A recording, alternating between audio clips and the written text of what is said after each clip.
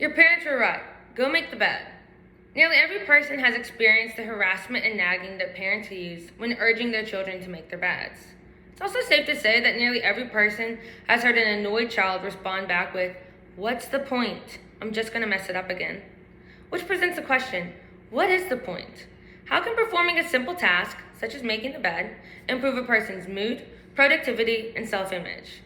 According to an article entitled, "What is Self-Image and How Do We Improve It?" written by Courtney Ackerman and published on Positive Psychology, self-image is the number of self-impressions that have built up or accumulated over time. An influx of positive self-impressions leads to a person who is more confident in their abilities, whereas an influx in negative self-impressions results in a person who can be more insecure or doubtful in their capabilities.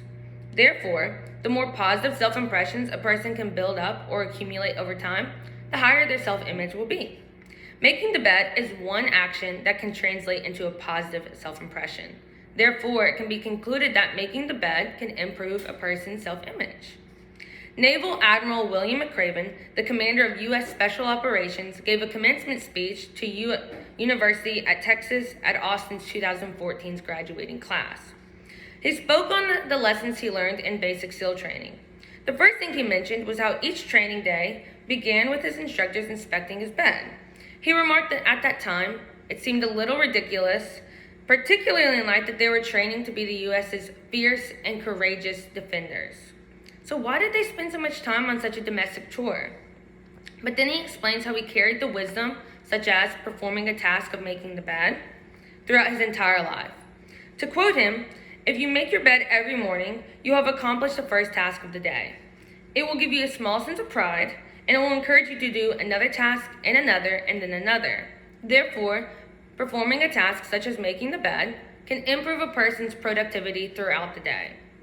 Now, while there isn't much research specifically studying the effects of making the bed, there is a solid body of evidence that show a clear link between living and working in a clutter-free environment and having improved focused goal-setting skills, productivity, and lower levels of stress. In essence, the assumption is a tidy house equals a tidy mind. According to the research article entitled "Tidying Up, Good for the Aging Brain," written by Dr. Jean M. Sorrell and published on Helio, Journal of Psychosocial Nursing on March 16, 2020, clutter and messiness impairs information processing. This finding becomes relevant if we make the assumption that those who live in a more clutter-free environment are also less likely to make their bed. That same article also mentions that living in a tidy environment improves or retains brain function, and it enhances general quality of life. According to a study performed by Best Mattress Brand and published on their website on April 17, 2020, written in an article by Lauren McRoy entitled, "Can Making the Bed Make You Feel Happier?" Out of 1,000 people that they surveyed, 74% of bedmakers reported that they felt more accomplished at the end of their day, while only 50% of non-bedmakers reported that they felt accomplished at the end of their day. The study went on to ask participants how soon they began to work after they arrived at work. Only 37% of bedmakers reported that they took their time after arriving to work before actually completing some tasks, while a whopping 57% of non-bedmakers report that they took their time before working. The study also concluded that bedmakers were more likely to follow routines, do household chores, organize and plan, budget and track finances, save or invest money, eat healthier foods, exercise, and set or track personal goals. They also found that non-bedmakers were more likely to hit snooze, to stay in bed for a while before actually getting up, and they were more likely to be late for work. Shockingly enough, they also found that 71% of bedmakers reported to being happy, while 62% of non-bedmakers reported to being unhappy.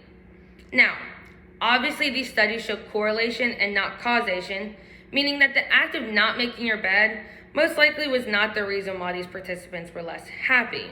But according to an article entitled "Psychology Behind Messy Rooms," written and published by Alpine Maids on February 23, 2021, people who suffer from depression and/or anxiety may be more likely to accumulate mess and clutter in their homes, as people who suffer from depression may be may feel less motivated to perform simple tasks such as making the bed.